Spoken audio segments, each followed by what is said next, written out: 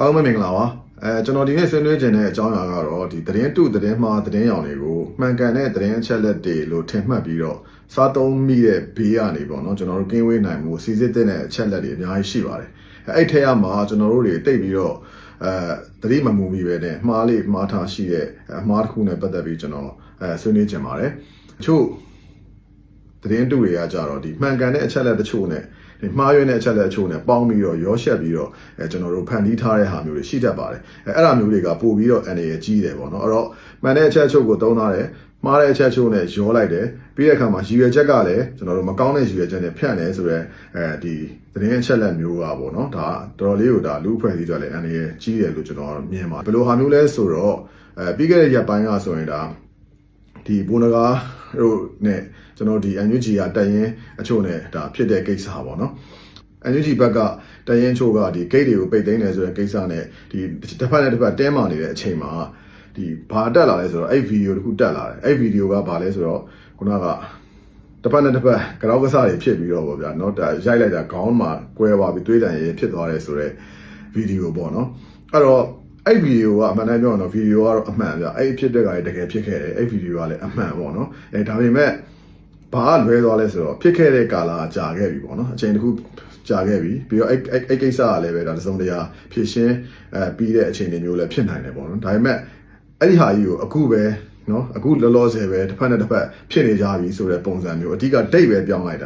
ာတော့ပြောချင်တာကလွန်ခဲ့တဲ့3-4 လကဖြစ်တဲ့ကိစ္စကိုအခုပဲဖြစ်တဲ့အောင်ပေါ့နော်အဲ့တော့အချက်လက်အမှန်ပဲဗီဒီယိုအမှန်ပဲဟို deepfake တွေပါလည်းမဟုတ်ဘူးဗီဒီယိုအတုလည်းမဟုတ်ဘူးအဲ့အချက်လက်အမှန်ဗီဒီယိုအမှန်ကိုပဲဘာပဲပြောင်းရလဲဆိုတော့ဒိတ်ပဲပြောင်းလိုက်တာလွန်ခဲ့တဲ့9 လ 6 လကဖြစ်ခဲ့တဲ့ကိစ္စမဟုတ်ပဲねအခုလက်တလုံးကိုပဲဒါကြီးကတော့ဖြစ်နေပါပြီဆိုပြီးပြောလိုက်တဲ့အခါကျတော့လူအားလုံးက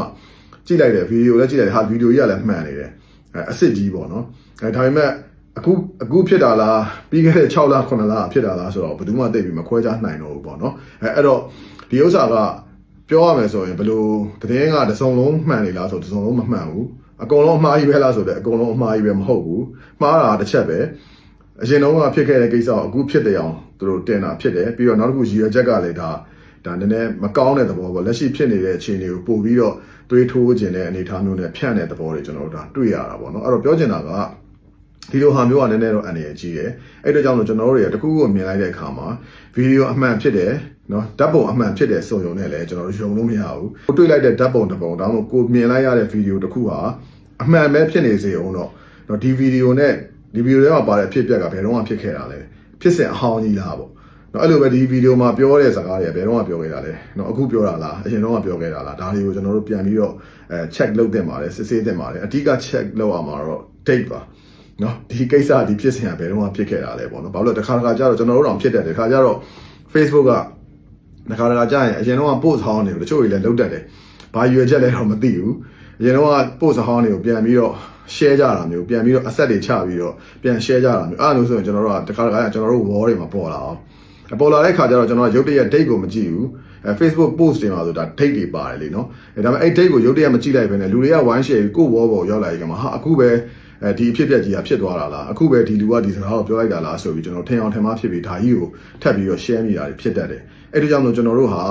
ကိုမျက်စိရှေ့ကိုရောက်လာတဲ့ဓာတ်ပုံတွေကိုမျက်စိကိုရှေ့ကိုရောက်လာတဲ့ဗီဒီယိုတွေဟာအရင်တော့အဟောင်းနေလားအခုလက်ရှိဖြစ်ပျက်နေတဲ့အဖြစ်အပျက်လားဆိုတာကိုခွဲခြားသိမြင်နိုင်မှု date ကိုကျွန်တော်တို့ကြည့်ဖို့လိုတယ် date ကိုစစ်ဖို့လိုတယ်အဲ့တော့သတင်းအဟောင်းတွေသတင်းကြာကြန့်ကြာသွားပြီးဖြစ်တဲ့သတင်းတွေကိုအခုလက်ရှိဖြစ်နေတဲ့အောင်ပြန် share တယ်ဆိုရင်ဒါဟာမလိုလားတဲ့ပြဿနာနောက်ဆက်တွဲပြဿနာတွေကိုဖြစ်စေနိုင်တယ်ဆိုတာလေးကိုသတိပေးချင်ပါတယ်ဒီလိုမျိုးကိစ္စတွေကအရင်တုန်းကလည်းဖြစ်ခဲ့ဘူးတယ်ပေါ့နော်ဓာတ်ပုံအဟောင်းတွေဖြစ်ပျက်အဟောင်းတွေကိုပြန်သုံးပြီးတော့ကျွန်တော်တို့အခုပဲဖြစ်နေတဲ့အောင်ပေါ့နော်ဖြစ်နေတဲ့အောင်ကျွန်တော်တို့ကသွေးထိုးလှုံ့ဆော်တဲ့ကိစ္စမျိုးတွေကရှိတတ်တယ်အဲ့ဒါကြောင့်မလို့ကျွန်တော်တို့ကဒီဓာတ်ပုံတွေဒီဗီဒီယိုတွေဟာအခုဖြစ်တဲ့ဟာလားအစ်စ်လားအဟောင်းလားဘယ်တော့မှဟာလဲဆိုတော့ပြန်ပြီးတော့စီစစ်ဖို့လိုပါတယ်အဲ့ထဲမှာစစ်လို့ရတဲ့ဟာတခုရှိရတော့ဒီဓာတ်ပုံတွေဆိုရင် Google Image Reverse Search ဆိုတာရှိရပေါ့နော်ဒီ Google ကိုသွားလိုက်ပြီဆိုရင်ဒီမှာကိုတွေးလိုက်တဲ့ပုံကို download ချပြီးအဲ့ပုံကိုကျွန်တော်တို့ကဒီ Google မှာတင်လိုက်ပေါ့နော်တင်ပြီးတာနဲ့ Image Reverse Search နဲ့ပြန်ပြီးတော့ရှာလိုက်ပြီဆိုရင်ဒီပုံဟာဘယ်တော့မှသုံးခဲ့တဲ့ဒီ online ပေါ်မှာပေါ့နော်ဘယ်နေရာမှာရှိခဲ့တဲ့ဓာတ်ပုံလဲဆိုတော့ကျွန်တော်တို့ကသိနိုင်ပါတယ်เนาะအဲ့ဒါကြောင့်မလို့ဒီသတင်းဓာတ်ပုံတွေသတင်းဗီဒီယိုတွေမြင်တဲ့အခါမှာ date တွေကိုနည်းနည်းတစ်ချက်တော့ပြန်ပြီးတော့စီစစ်လေ့လာသုံးသပ်ပြီးတော့မှယုံကြပါလို့ဒါလေးကိုသတင်းစကားပေးကြပါတယ်လို့အားလုံးကျေးဇူးတင်ပါတယ်ဗျ